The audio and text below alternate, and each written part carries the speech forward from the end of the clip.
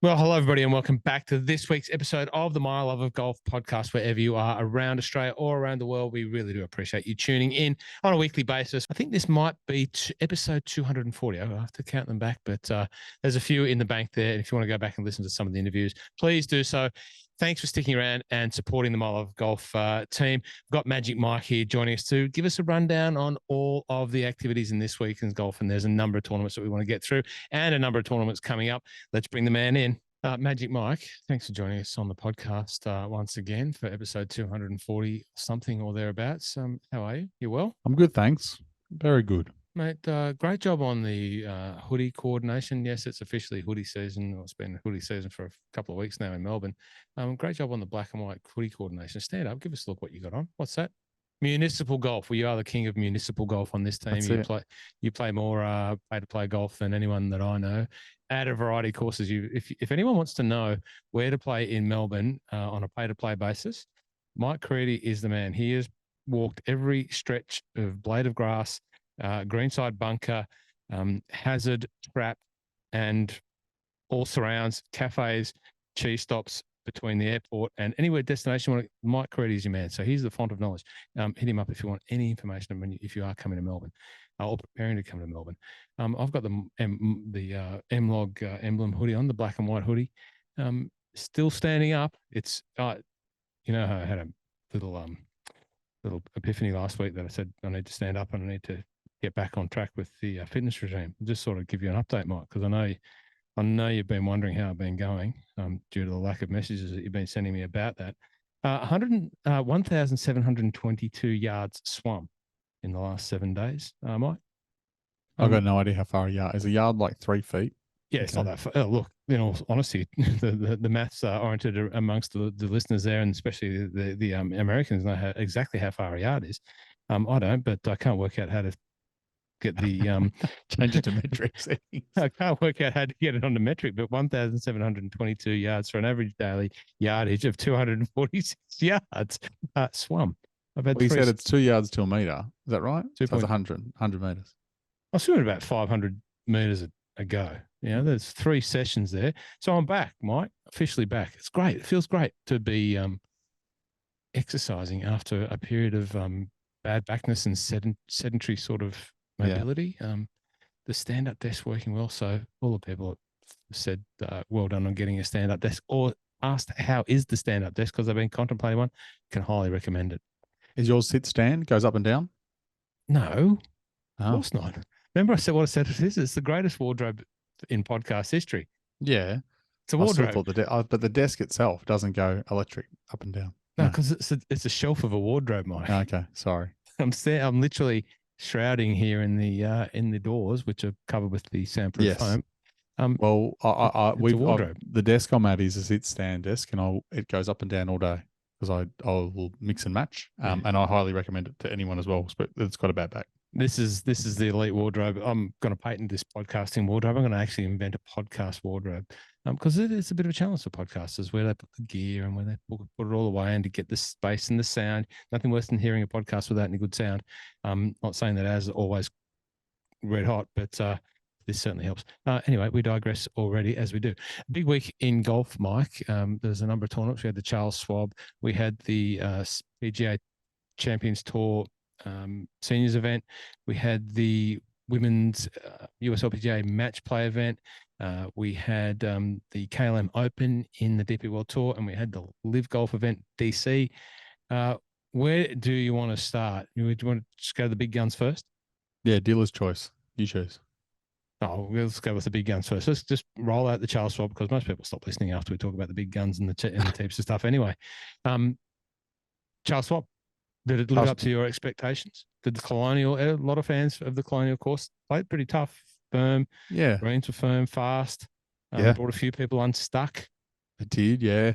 Redoing all greens and a few different holes post this tournament. So they let it go. They baked it right out, which was, made it pretty tough for a lot of guys, hitting into some greens that weren't holding, and saw a few people 3-putt from spots that they probably would be normally cozying it down quite easily. So it was good. I won't say it was a shock winner. So I know we read out the top 15 on the data lake every week. You wouldn't believe who was number 16.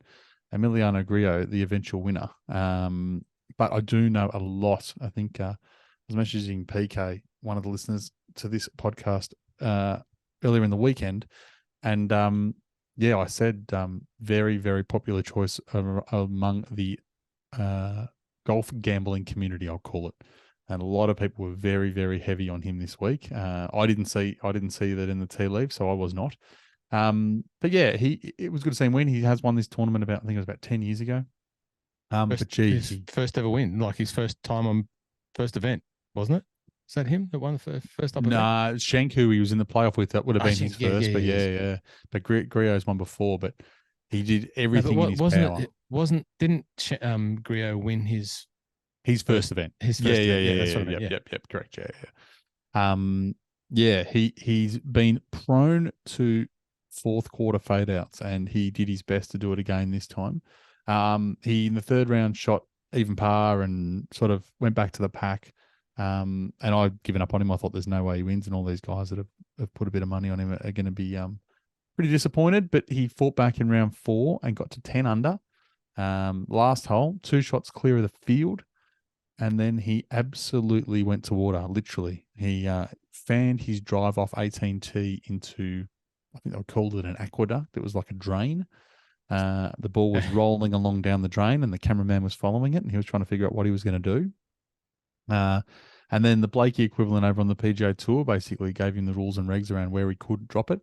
He ended up taking a drop on a concrete cart path because that was going to give him his best lie. And his best option to sort of, get it anywhere near down towards the fairway. Did that, got about 44 yards from the hole, thinking, right, if he gets up and down here, he's done pretty well. That's going to be for bogeys. Still going to have a 1-shot lead coming into finishing 72. Not a good chip in. Hard greens, bounced too long. Had it about 19, 20 feet. Roll one up to 2 feet. Tapped in double. I don't think they had any other doubles on Sunday on 18, and him leading by 2 decided that was the best time to throw in a double. So he went back to 8. Schenk had come up up 18, and so had Harry Hall. I think Harry Hall's probably a player that most people look at. He looks very much like Bryson, but Bryson probably in his bigger days wears the same sort of newsboy cap, big English lad. They were both sitting right around the number. Harry bogeyed the last to miss it, but Schenk held on, had a putt to win. He ended on 8 to match Grillo, so they went to the playoff. 18th hole, yeah. So they went up 18 again, very, very similar to the first time around for Schenk, but Grillo just had, when you see golfers have all the luck in the world, he pushed his drive nearly not as badly as he did in regulation, and it hit the hill and bounced back to the fairway. And then he pushed his iron into the green, and it just cleared the bunker, hit the right side of the slope, and then took a big sweep back to the left-hand side and probably saved himself there. So he made his par. They both made par. And so they went and played the par 3, and he nearly did the same thing again. He had a really, bit of a push, hit the right side of the slope and rolled all the way down to about 6 feet. And Schenk couldn't match him, and Grillo rolled in the birdie for the win. So it was a little bit, I won't say fortuitous, because he got himself into the right spot, but geez, he did everything in his power to lose it. Who were you cheering for in that final stretch? I was champion for Harry Hall. I like the hat. I like him. He fluffed it on 18. He hit it one into the tree and it bounced into the water. So he hits the ball a long way. I think earlier in the week I saw Minwoo tee off on that hole with driver, and they said it was about 340 or 350 to that water. So for Hall to put it in there comfortably off a tree, he hits the ball a long way. I was probably cheering for Adam Schenk. Hadn't had a win before. His caddy is good mates with the Tour Junkies. I was probably cheering for him. I mean, I'm not upset about Grillo or any other guys winning. It was probably just good to see some guys that have been battling away for a while right in the mix, which was good. And as we said last week, the potential here is to throw up a winner that we might not have been expecting. Now, obviously, your gambling cohort, for whatever reasons, it get on the Grillo bandwagon, the Grillo wagon, the Grillo train. Did any insight into why? What tea leaves they were reading to He's had jump good on? form at this course before. Like we said, he'd won here before. His form coming in was okay. His stats didn't roll up too poorly. I think a lot of people probably looked at it like, you're going to have a lot of big names that are going to be a little bit tired post the PGA. He's playing okay. He's obviously plays well here. And I think he was about 70 or 80 to 1. Yeah, why not? But Okay. yeah, a lot. I think Ben Coley, who's a very big, knowledgeable sports punter, and I don't know if he takes bets, but he's a sports punter who works out of the UK. He's on Twitter, Ben Coley. A lot of people follow him. I know Tron on No Laying Up is a very, very big Ben Coley fan. And then, yeah, a few other guys that are around the traps from the States. And I know Pat from the Tool Junkies also had him at around 80 to 1. Okay. Any other names in that mix there that surprised you or stood out as performers? We had who did we have up there? Burns. Let's we'll talk about Teeps in a minute, but Sam Burns, last year's winner. Yeah. I mean, I tipped him. I went and I picked him. He was actually picked, and then I hit the edit pick button and I unpicked him. yeah, he's Silly. becoming a little bit notorious for being around the mark. He's a little bit like Xander, and probably a lot of the guys that are in the mix with him this week. Ricky Fowler, Max Homers can't quite close one of late. Mark Hubbard's been playing well. Justin Rose has kind of been right around it. All those sorts of guys were probably sort of sitting where you'd expect them to be. Same as Scotty Scheffler. I mean, Scotty Scheffler finished third. I mean, he's just playing exceptional golf at the moment. As I sort of said last week, and I wasn't tongue in cheek, but I said, did Scott Scheffler underperform at the PGA? Of course, he finished third there, but you very much said no. He is just absolute nails. But like you said, you mean underperform. I mean, I'm not arguing with you, but like, is he underperforming because he keeps getting into the right spot, but he's just not winning? You expect him to win. You expect with his quality, he should just steamroll a couple of those guys. But as we know, golf is a tough game. If it was easy to steamroll people week in, week out, we'd have John Rahm there every week. But no, not to be. Look at some of these other names. Max Homer. I think Max is saving himself for LACC. He's a noted performer around there. He loves the place. Yep. Shot 61 around there back in the course college record days. holder. I think he's saving himself for that. So anyway, I love Max, and I hope Rocket doesn't listen to this. He ain't winning? Well, I'm not saying he's not winning, but Max, yes, is the course record holder there, knows the place inside out. However, notoriously poor form in majors. Mm-hmm. And if he's ever felt the pressure before to perform in a major, he's not going to know what pressure's like until he turns up at this course. Every single person is going to be picking him, betting him, all over him. So pressure makes diamonds, but I don't know. I don't know. Okay. I'm concerned. Well, it's a week before we talk about the US Open, but anyway, we digress a little bit. Justin Rose continues the two English flags there together. Justin Rose and Aaron Rai. Yep. Who else? Any other ones there? Top Aussie, Aaron Bads. Bads.com, Yeah, top Aussie. Unbelievable. It is a bit unbelievable. He doesn't seem to just keeps chugging away. I need to look up how he gets into the field to start with. I think he probably got one of those ones where they've rejigged the entry list post the start of the season. But yeah, I don't know. He just keeps showing up in those T21. I don't know what he got. Don't know what he wins prize money wise, but yeah, he wouldn't be disappointed in his week's work. Again, I didn't see heaps and heaps. I did see some of the features groups Thursday, Friday night, or Friday, Saturday night, sorry. And one of those featured groups featured Cam Davis, and I think I must have mozzed him. I turned it on, and he just went on a bit of a bogey streak. It was the worst golf I've seen him play in a while, and he missed the cut by one or two or whatever it was, yeah. And he pulled it back, but he had like a streak of bogeys early doors in that second round, and playing in the morning was pretty benign. Anyway, it's just probably not a fit for Cam. I mean, his weapon is his driver. It's not a place where you need the driver. And he was taking it everywhere. Yeah, and that's fine. I mean, you can try and make the most of it, but it's a ball striker's course. It's going to be somewhere where you need to be precise, and normally that's where those guys shine through rather than the big boppers. If you weren't watching any of those featured groups, you would have missed a professional golfer have a shank. Now, there's been a couple of shanks that have been caught on TV in the last couple of tournaments. One of those players we'll talk about in a minute. But if you had a shank on the weekend, don't feel bad, because even PGA Tour players have a shank. That was Kevin Kistner. Kevin Kistner. Oh, Kiss is playing some bad golf at the moment. Yeah, unfortunately he is. It was like the second or third hole, and there was the deep forest on the right-hand side, obviously as a right-handed golfer, and he just cold shanked his third. He sort of laid up to a long distance. He's saying that maybe it is a hobby for Kiss. Is that what you're saying? Maybe it is a hobby. That's his famous saying. Is this isn't a hobby when he plays well. Maybe it is a hobby. Yeah. Yeah. Well, he had a shank, and there you go. I just found it.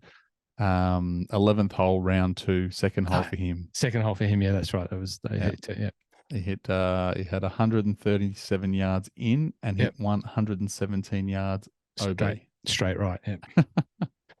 So anyway, just a shout out to the weekend golfers out here, like you and I, just amateurs trying to have some fun in the game. If you had a shank, so did Kiz. So did Michael Block at the PGA the week before, which we spoke about. But a lot of the chat was around the block party, which continued on in full force in the lead up to this event, and obviously through round 1 and 2, missed the cut. He did something like 35 interviews. Like he was everywhere. He was Michael Block everywhere. He was on every corner block. Yes. I don't think I talked about him last. I know Rocket was loved the story. The story was good. I mean, it's impressive the way that he hung on last week and played quite well. To finish at what he did was an exceptional result. The hole in one was absolutely ridiculous. It was always going to be a massive ask to turn up and play another professional tournament the week after. I mean, you look at the guys that do this every single week and they get tired. Now, Tony Finau missed the cut. He's a guy who was clearly battled last week, battled this week. He's just not feeling it. For a guy who doesn't play tournament golf every week, to play 4 rounds at the PGA and then shoot down to Texas, which he was not expecting to play, and then play well was always going to be a recipe for disaster. And Stone Motherless, round 1 was shocking. Round 2, he looked like he settled. He shot 74, but I mean, still not close. I mean, he's dead last by 3 shots to second last. There were tears. There were a lot of tears. There were a lot of cheers. There was a lot of cajoling the crowd. Fist pumping the crowd. Is that how you would have gone into this event? Backing up after probably the biggest PGA of your life. I don't know. I mean, he's clearly a different character. He talks a lot. He commentates. One of the bits I was watching on might have been one of the featured groups. I think he played with Minwoo, and Minwoo hit a ball, and you could hear someone talking in the background after he hit it, and it was Michael Block, saying "Oh, that's not the line I'm going to be taking." Like that. It's just it was like he was playing with his mates. It wasn't like he was playing a professional tournament. You know what I mean? So, look, he enjoyed it. Good luck to him. I'd be shocked if he's not thinking about, does he really want to go and play the Canadian Open in 2 weeks, where he got the invite there as well. He'll be there. The block party will hit Canada. Just churning it out. Don't know. Probably the biggest story for him this week was one of the interviews he did with Bob Menery, where he told the world that he was equally, if he could hit it as far as Rory, that he would be elite and as good as Rory. One of the best golfers in the world, which was, probably something that he doesn't have media training, I would guess. He probably needs to learn to rein in those sorts of comments, knowing that if the world's watching you, it's going to go around the world. Look, it was on Bob Menery, and if you don't know who Bob Menery is, go and Google the work that he does. He's a very, very funny guy. He is very short. He's very funny. Well, he's very talented in the world of media. Very funny. So maybe it was a little bit, as reported, taken out of context. As having a bit of fun with it. Maybe we only got to hear the grab, but yeah, he probably would stick away from saying, if I could hit it as far as Rory, I'd be one of the best players in the world. Anyway, you mentioned something there, Mike, tired. we're all tired. We're all, nearly halfway through the year. We're all, been working pretty hard and burning, the candle at both ends. You've been putting the work in at the cheese factory. You've been putting the work at the golf course. You've got the dairy up and running. You've just got the systems I firing. love people must just think I literally am a Work cheesemonger or work make work at make a cheese. dairy that you milk cows. The closest dairy to my house is, I don't even know, 200 kilometers away. Wouldn't have a clue. But the point is, you've been grinding. You're playing now the equivalent to the cheese elevated events. You've stepped up a league. You're now on the PGA Tour level of cheese. You're grinding. But we're sitting here at 8 o'clock. We do this late because we're working hard. You're tired. Some of the players are saying that they're tired. You mentioned that some of the players are tired, and that's why Michael Block and someone else didn't play that well. What's happening? How is the PGA working to stop their players, their assets being tired? It's just tough schedule for them. Yeah, I mean, I don't think the PGA Tour cares if they're tired. To be honest, I think Really? no, they don't care. They're all just getting whipped into shape, and no, I think at the end of the day, most of the time the players would historically have picked and chosen their schedule a long ways out. Many guys that have got their tour cards sewn up anyway, that is, not the guys that are trying to work to keep them or earn them. And I think this year they're probably first year around with the elevated or designated events. They've probably, knowing that they have to play the majority, they've probably picked and chosen events that they, outside of those elevated events, they probably don't need to play anymore, but have done them historically, and their workloads are a bit up and down. I wouldn't be shocked if there's guys that have looked at it and said, right, well, next year this needs to change. The way that I attack the year is going to change. And like we talked about before we started the recording, like we don't even know what the new calendar is going to look like yet. But what's your read on what that calendar might look like that might help, these players that are claiming that they're tired, and potentially attracting for their preparation for majors and so on. What's your vision on what next year might look like? There's absolutely no doubt that the top, we'll call it top 30 players in the world, are probably getting surveyed as to actually, if I'm the PGA Tour right now, what am I doing? Right, I know that next year's calendar is going to run from January to, we'll call it like August, September, whatever it is. So we're not having the silly season anymore. You'll have the Tour Championship President's Cup will be 2 weeks later, and then before that's it. So post that, we won't have any of those other tournaments anymore. If they're going to have whatever the number is, 12, 13, 14 of these specialist events, they're probably surveying everyone and putting more stock in the top guys and saying, where do you see yourself wanting to play and when? Leading into majors, do they want to have the elevated events the week before? Do they not? Would they prefer them spread out? Would they want back-to-backs?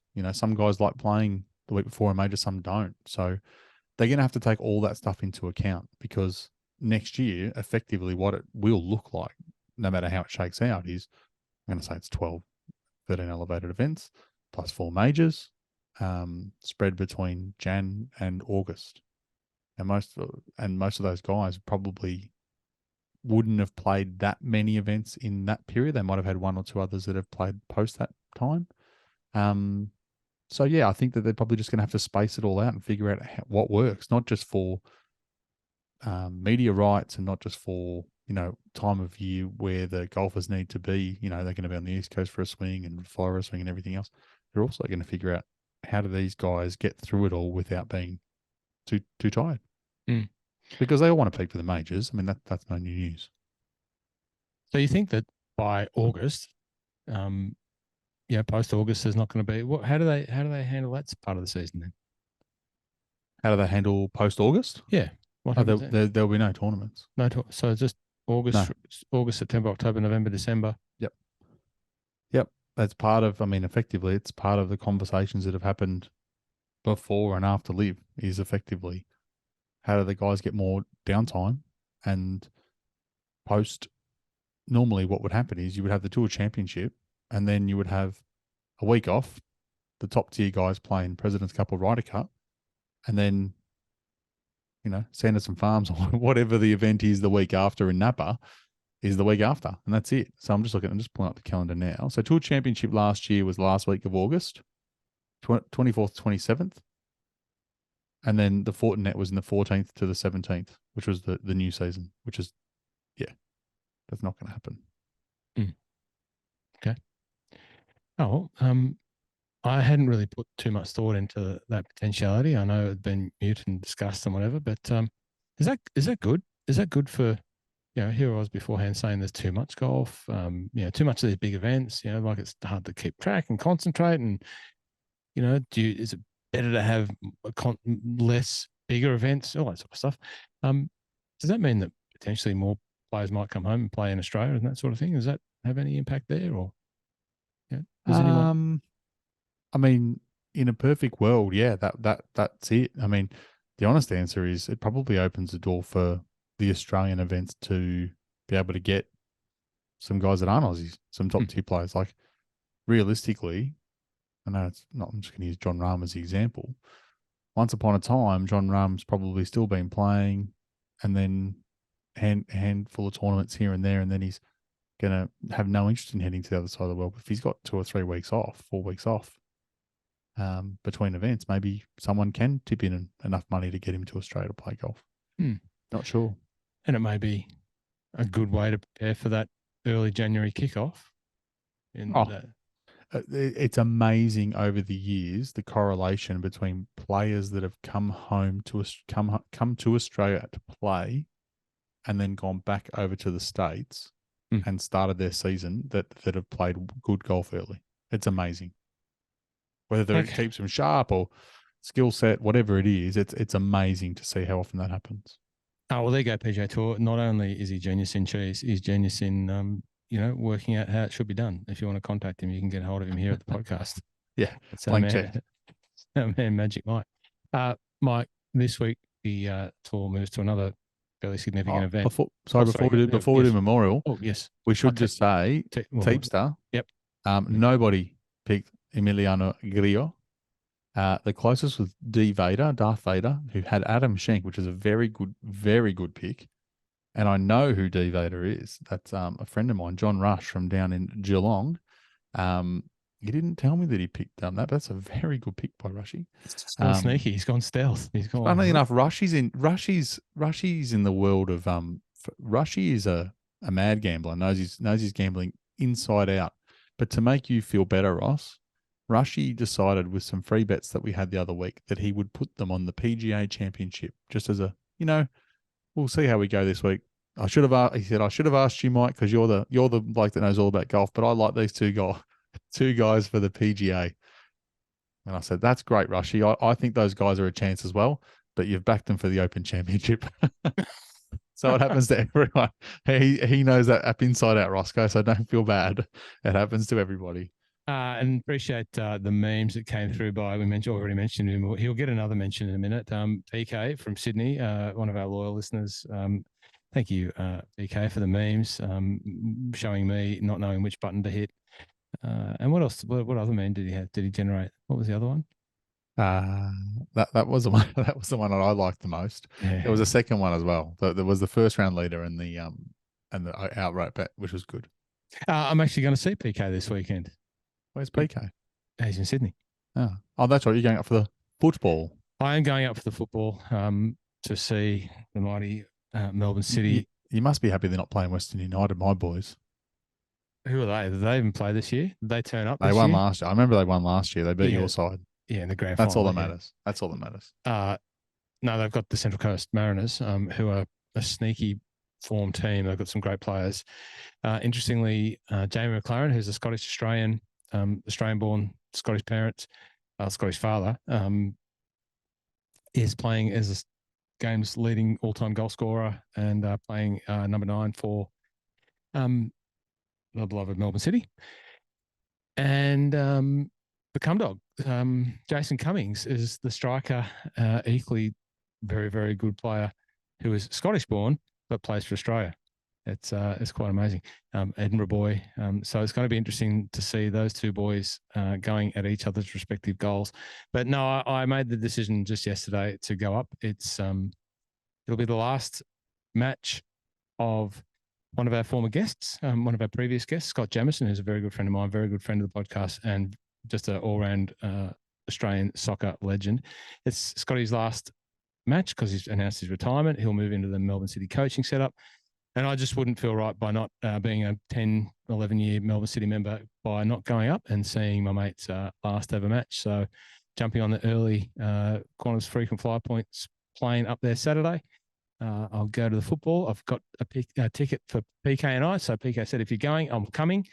I think he's got his own match to play. He's over 75s football in Northern District, so Football Association where he plays.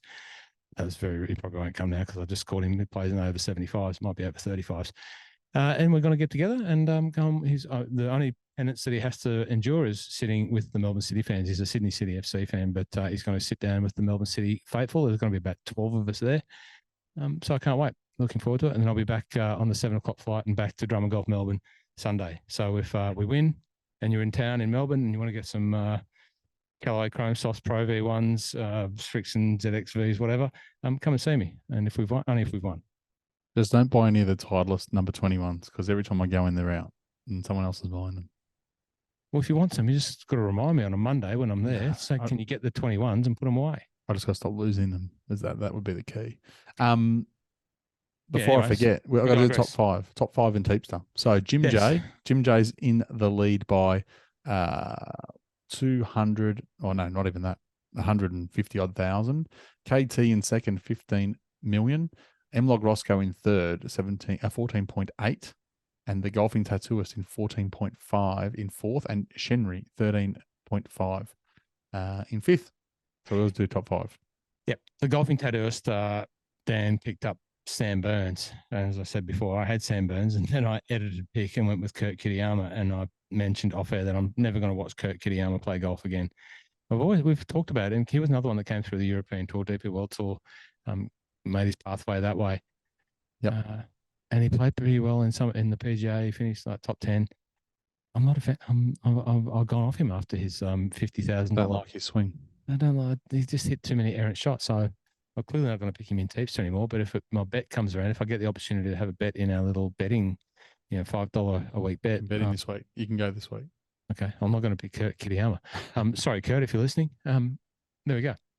All right, that's Teepster done. Back to the PGA Tour. Yes, Memorial. The Memorial, another reasonably fair-sized event.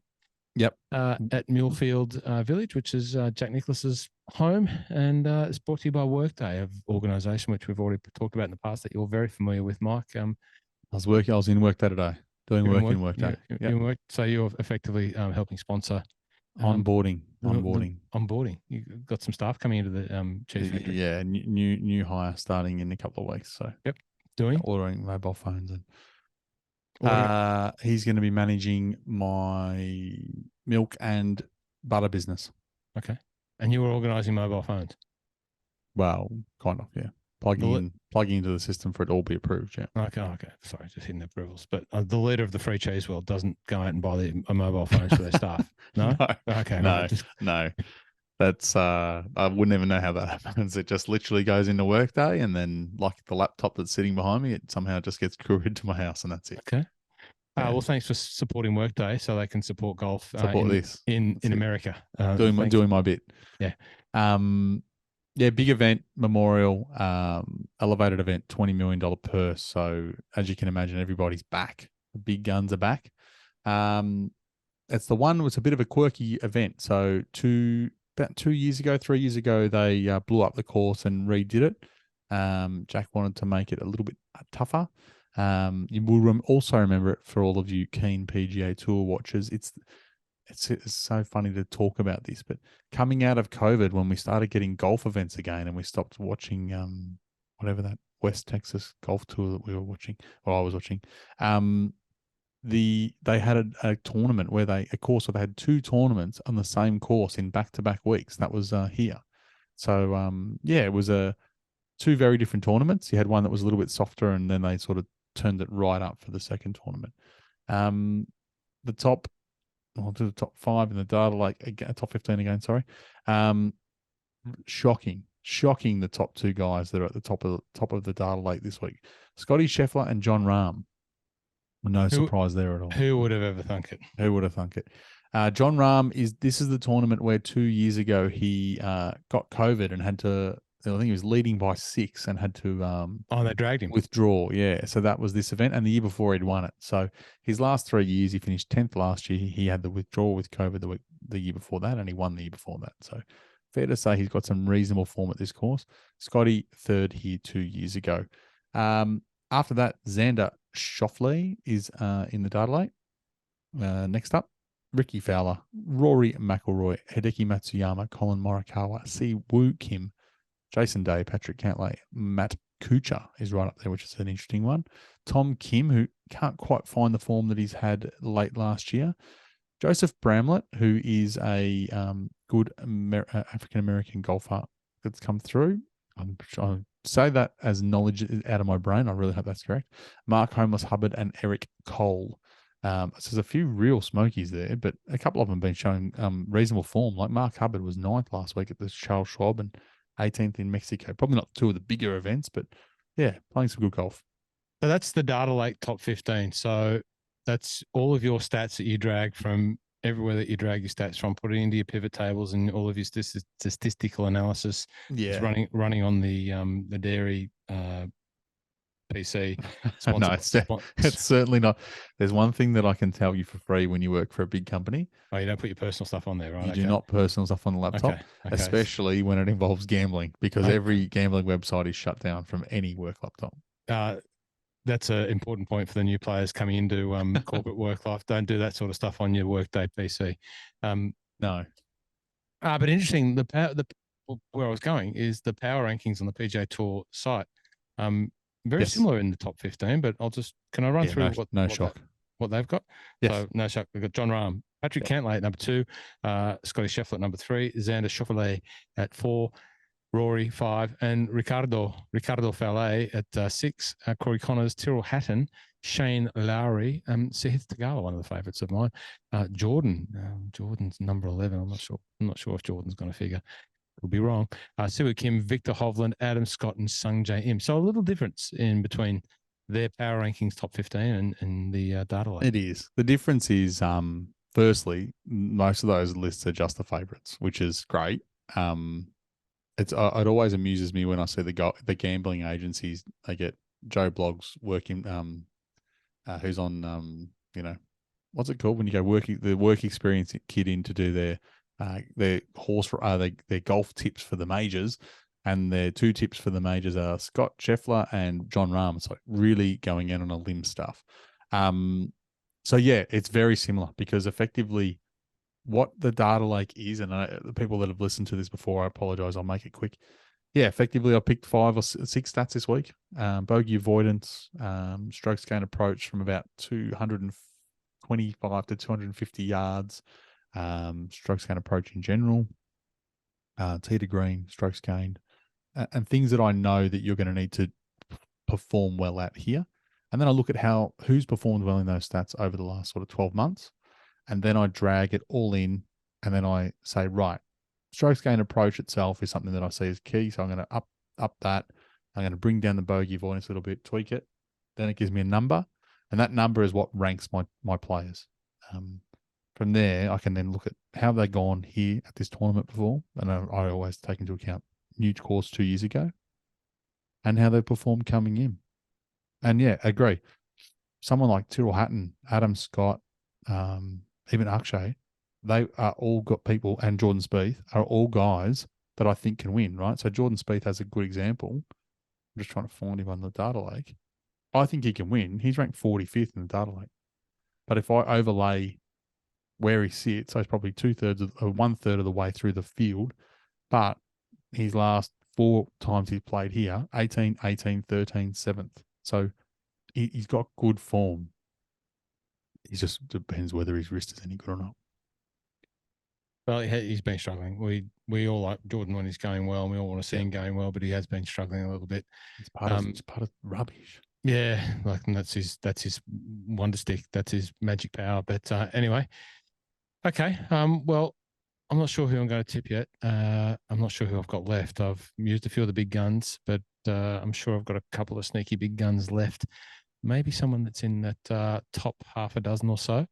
Ricky Fowler. I just don't know if I can put a Ricky Fowler in the tips tip there if Ricky's only. But it's great to see him back. Like, you know, he's a whipping boy for a lot of people who like to discuss this sort of stuff. You know, but he's playing well. He's been working on his swing. He's got those new moves. It's good to see him back. It's good to see him back.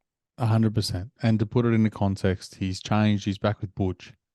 If you look at where he sits in strokes gained versus the field through 2021 to the start of this year, he was literally PGA Tour average. And now he's sitting at nearly 2 strokes per round better than tour average. So that is a massive, massive difference in improvement. And I could probably quickly go through and see what it is. Putting hasn't really moved. Around the green hasn't really moved. Approach is up. So his irons are working, and that is key for somewhere like here. So he's gone from pretty much looks like his whole career, well, at least back to 2019. He was PGA Tour average, and now again, he's sitting 1 shot above field in tour average. Off the tee is pretty normal. Driving distance hasn't really changed, and his accuracy is just above tour average now. So it really is in his strokes gained approach that he's picked it up. Must touch base with Brenton, who's part of the Teamster crew and listens in, who's one of the Cobra Australia marketing geniuses, just to check in what's in the bag with Ricky. Is he still using the tiniest blades ever known in tiny blade history? Have you seen those blades, those Ricky Fowler blades? No, they're beautiful, but they are tiny. They've got the thinnest top line, the thinnest blade length. They're pointy, just butter knife blades, but I wonder if he's still using it. That's anyway. By the by, just a few. I just looked them up, and you can buy them. Cobra Ricky Fowler prototype iron sets. I'm not going to mention where they're for sale because it's not Drum and Golf Melbourne, but they're out of stock, and they were $4,000. That doesn't really sound like a bargain. No, well, there was a special limited edition like Ricky Fowler, like these will be the ones. The exact clubs that Ricky was using, and then there was another version of that which. These look like they look like a they were Ricky specs, but the ones that you can get, the ones you can get now look exactly the same, but they're not exactly the same club that Ricky is using, and they're more the normal price of a golf club. I was going to say they're not $4,000. No. Just a few details on the course. Obviously, it's par 72. It's going to play at 7,571 yards. There's about 24 acres of fairway and about 110 acres of rough. Clearly, I'm reading this because Mike did some great research. That's a lot of grass to maintain. That's a lot of grass.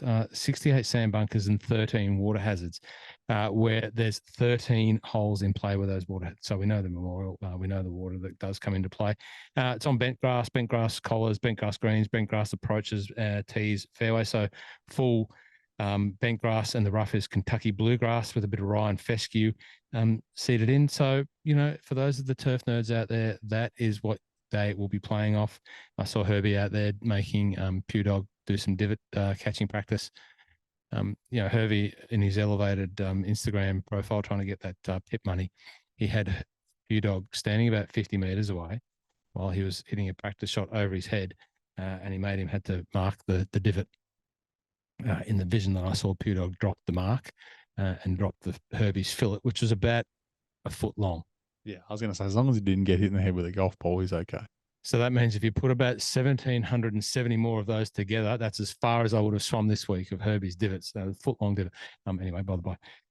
Anyway, very good. That's the Memorial. Anything else on the Memorial? All right. No, that's it. Good luck to anyone playing. Another event that caught my eye last week was the PGA Tour Champions, the PGA Championship, Senior PGA Championship. I caught a bit of the last day, and I saw the Supergroup out there playing head-to-head, and it was pretty good. You know, it was pretty good to watch Stuart Stricker. No secrets that my money would have been and my heart would have been with Padraig Harrington and Stewie Sink. Just going at it and playing really good golf and hitting the ball supremely well. If you want to learn how to chip the golf ball, go and watch Stuart Stricker. Steve Stricker, sorry. Steve Stricker chip the golf ball. His action is sublime, and he just chips the dots off it. He's so good with the putter as well. And if you want to see a supreme ball striker who at 51 or 2 years old has PGA Tour level elite speeds. He is very, very good. Obviously played very well in the PGA Championship the week before. But it was great to see those guys. And, you know, some of the other names that really not that long ago, you know, were the champions of the game. Wai Yang. Now, who doesn't remember Wai Yang? Took down Tiger. Won a PGA. Won a PGA. I think he played. He definitely played last week. I think he finished second last. Yeah, he did. Stephen Alker, who we talked about in the lead up to the PGA, and then didn't play very well in the PGA. Obviously, didn't make the cut, but he was up there T5. He's a cash machine in the seniors tour. Darren Clark, another one of my favorites. Miguel Angel Jimenez, VJ Singh, Marco Dawson. Who I was about to say, you better not skip Marco. Marco Dawson, who I didn't even know who he was until I saw him hitting balls on the Royal Troon fairway. I thought he was a caddy. There you go. But anyway, it's funny. These guys are all literally from when I really started following golf. Scott McCarron, these guys are all tearing up the PGA Tour. Marco Dawson, the mechanic. Yeah, they're all playing. Robbie Carlson. I don't know what it is about those Swedes, but they were like Carlson, Parnevik, what was his name? There was so many of those guys that were they were all over the PGA Tour back in the day. Robbie Carlson looks like $1 million. Anyway, and not a Swede, but a Dane, Tommy Bjorn, doesn't look like $1 million, but still playing really good golf. Anyway, I like watching that last round, and Padraig, I thought he'd get it done, but didn't get it done. You know, anyway, in the playoff. And I think there's going to be. Is it the PGA? Is it the course that they played at Fields Ranch? Is there a major going to play there in a few years' time? Where they played this event? In Frisco. I think there's a major going to be played there in few years' time. Anyway, I'll come back to you on that. There's definitely an event going to Frisco, but I can't remember which one it is, to be honest. So the US Open or PGA, and it's going to that Gil Hans design course. Okay, what else do we have? Another event was I caught a little bit of. I didn't see the final, but I saw some of the quarterfinals, the match play. It's always great to watch match play. I love watching match play. And the girls were going toe-to-toe at it, and some really tight matches. I thought that we were going to see a Lynn Grant and Leona Maguire final. It wasn't to be, with Lynn Grant coming up against Lynn Grant being defeated by Ajari Anunarakan. I'll leave that for you. Yeah. Anunarakan. And Leona Maguire coming up against Ayaka Furue. But RG Anunarakan getting the job done there at Shadow Creek. Yeah, it was good. It was a bit of watch a little bit of that. Yeah, very, very interested to see how Lynn Grant goes over the next kind of few months. For those that don't know, she's been tearing apart the ladies European tour. Hadn't been able to come to play in the States because she is unvaccinated, is the honest answer.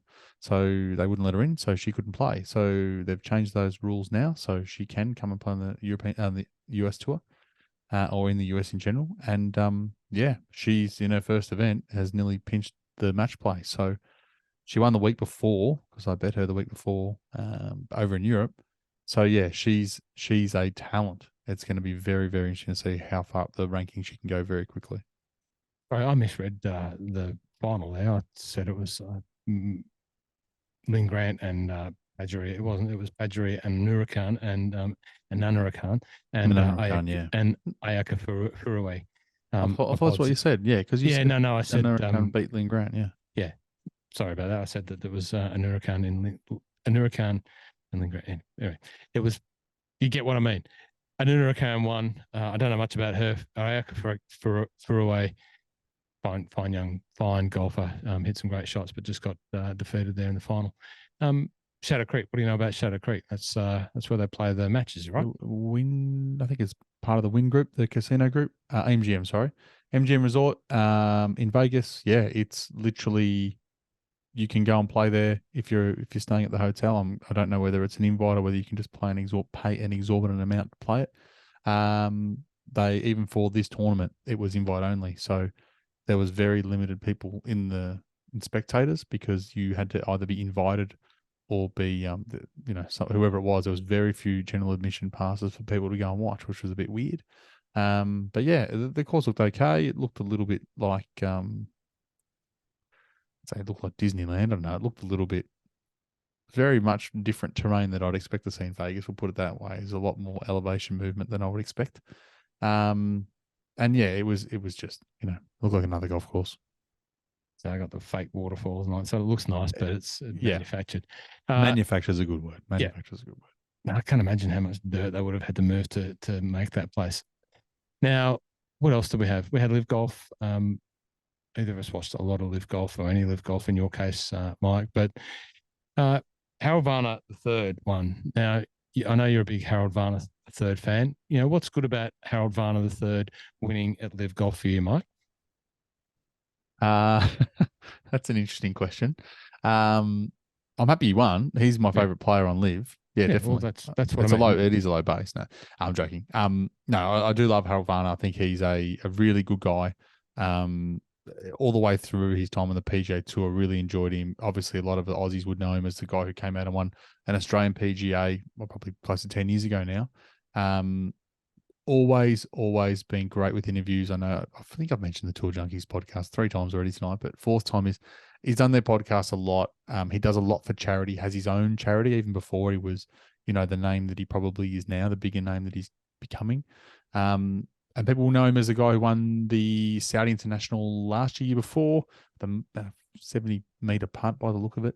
But yeah, I'm just happy that he won. Look, I mean, he's been a guy that's gone to Live and done it well. He's like DJ and probably Cam have just done it and shut up. But Harold's probably gone in the middle. He's been vocal, but he's vocal that, look, I'm here for the money. I'm not going to tell you I'm doing this to do anything else. It's not about playing less. It's not about this. It's generational wealth for my family and ensuring that I think it's his little girl. I think it's his daughter. Grows up and has money, and her kids have money, and yeah. And the work and the money that he puts towards that foundation, yeah, I think that definitely gets a lot of kudos in a lot of people's eyes. Torquay were the leading team, and don't know too much more about that. There's obviously a lot of stuff going on with Phil's unblocking everyone. Phil's opening himself back up to the Twitterati again, so there's been a little bit of I don't know. I find it odd. I find it weird. I mean, I mean, Phil's never been backwards in coming forwards. I think if he's starting to unblock people, my guess is he's going to, as much as he said, I'm going to take a backward step and not be as vocal, it seems like he's going to be more vocal. And unblocking people means that, he'll be then able to interact with more people and talk to more people. So I'll be interested to see if Rocket has been unblocked. That's why I did ask that. I wonder if Rocket has to burn the T-shirt, have an official. I got blocked by Phil Mickelson, which T-shirt was brought to you by Matt Molliker from the Australian Golf Passport podcast. I wonder if he has to burn that if he has been unblocked. Probably not. Hey, okay. Anything else? DP World Tour, KLM, the KLM Open. Didn't watch this. I know Pablo Larrazabal won. The guy we talked about last week who's playing good golf and trying to get onto the Ryder Cup team, Adrian Otaegui, second. Our boy Adrian Maronk was right in the mix in the last round. I thought he was going to pinch it, but he fell a little bit short. Another guy who's trying to get onto that team. It really was an event. Every time I checked the scores, as much as I didn't watch it, it was really looks like a bunch of guys that are just trying to get their way onto that team. Because those bottom 4 spots are right up for grabs. What happened to my mate George Campillo? He was right up there after day 1 or day 2. Great question. Just fell away. Yeah, great question. He was right in the mix. He shot 63 in round 1, leading comfortably, and then went 71. Hanging on. 76, 75 on the weekend. So, yeah, I think he probably had a really big Friday night. Is that a red line through George for Ryder Cup contention? I know there's ranking points and tips and there's a bit to go, but yeah, he'd be right around the mark. We'll probably should do some sort of analysis show about the Ryder Cup and how the teams are going to be picked. Right now, Data Golf is running a really good list around who they think's in and who they think is out. Right now, the European team is Rahm, McIlroy, Hatton, Hovland, Rose, Fitzpatrick, Fleetwood, Lowry, How am I at now? 1, 2, 3, 4, 5, 6, 7. That's 8. Moronk, 9. Stefan Jaeger, who'd be, maybe. Alex Noren, I think, will probably get on. And then you've got a bunch of people that can get in. So you've got Rye, Detry, Power, and the amateur, who I know Tron from No Laying Up is pushing for, Ludwig Aberg, to get on, and he's ranked right up there. And what was that? I saw that Ludwig is migrating from the PGA to the PGA Tour. He's going from the college system to the PGA Tour. Is that right? Yeah. So the PGA Tour U this year, so they've got it's one person. I think it's one person gets a ticket in, so they get a card for next year. It'll be some sort. I don't know. It's a full ticket, whether it's part ticket, whatever it is. Well, he becomes exempt next year. That's come out, and it's Ludwig. Ludwig's got it. That's it. Number one. They've been keeping up to date. They've been showing the rankings all the way through the season. And he was announced this year College Player of the Year. I think he was, and then he gets he won the ticket in as well. But so behind that, sorry, go. I was just going to say, it's so funny. Oh my God, Ludwig. He's exactly. He's been red hot. Well, he was on the last season of Tour Source for anyone who wants to watch some great footage of Scandinavia, part of the world. Yeah. Mm-hmm. The ones that are just outside that surely are going to come into contention, Sepp Straka and the Højgaard brothers. Yep. They're going to be right in the mix. So as much as it is there's 4 or 5 spots up, there's probably 10, 15 that can get it. Euro team, Euro, 3, 4, 5, 6, 7, 8, 9. The US team is a little more set. Scheffler, Schauffele, Cantlay, Finau, Morikawa, Homer, Thomas, Wyndham Clark, maybe, Ricky Fowler, Spieth, and then it gets a little bit sketchy. I think it says Brooks is next, and Brooks is 100% getting in. He's not the one that's sketchy. It gets down to Cameron Young, who I think would be a 50-50. Russell Henley, maybe not.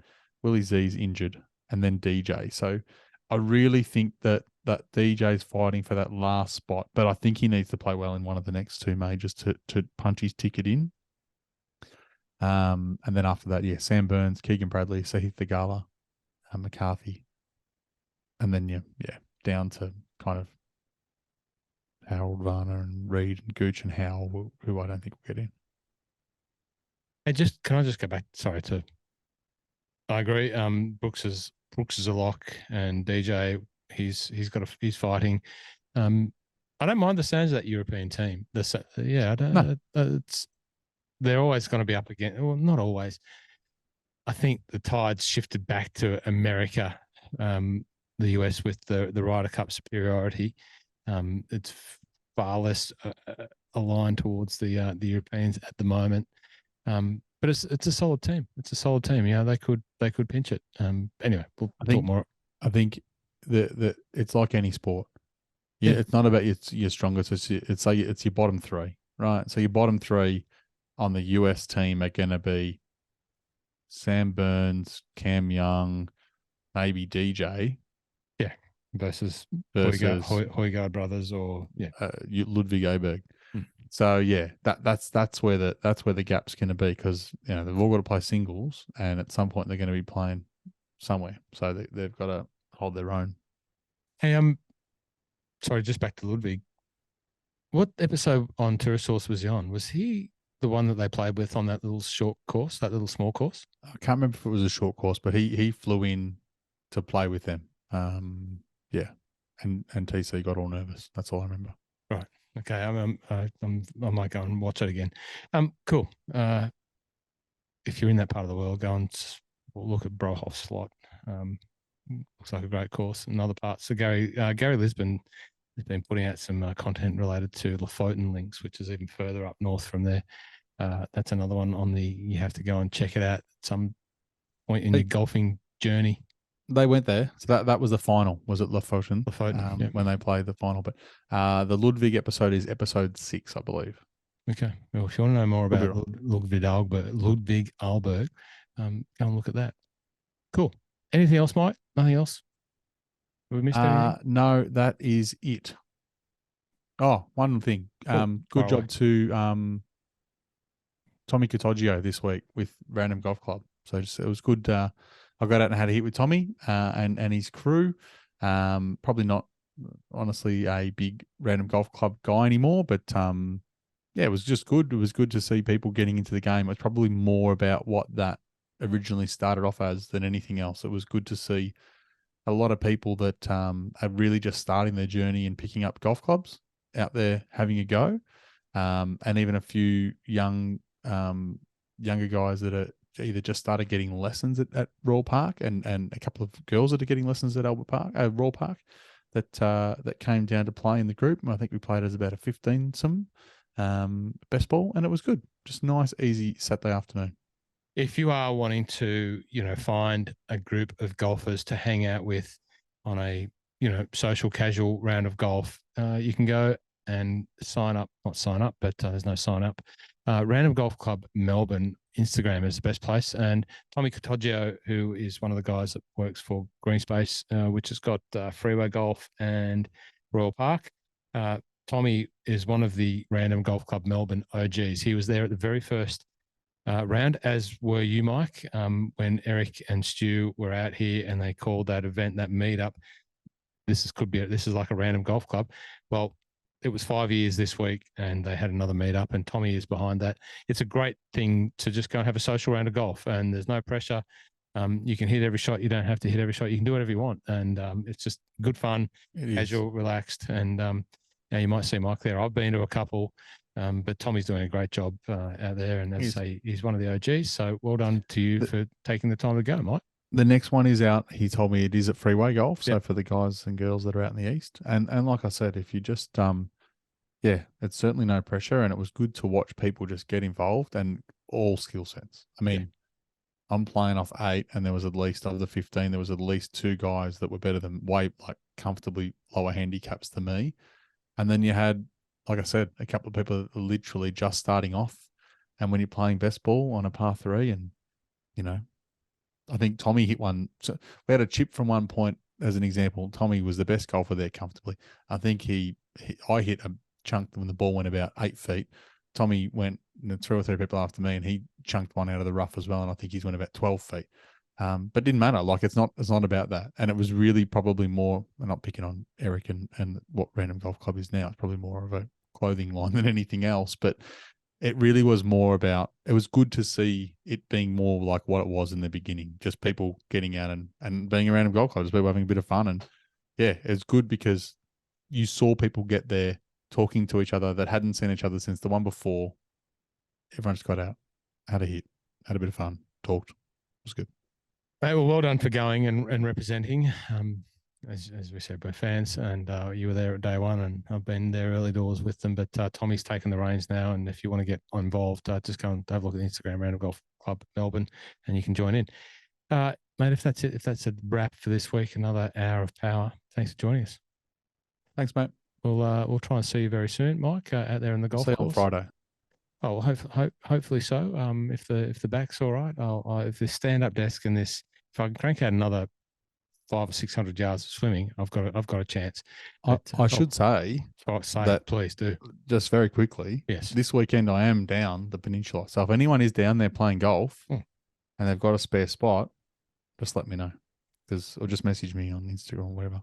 There's an opportunity, people. If you've got a spot in your group and you want the longest swing you've ever seen in your life, maybe 2 or 3 shanks if you're lucky.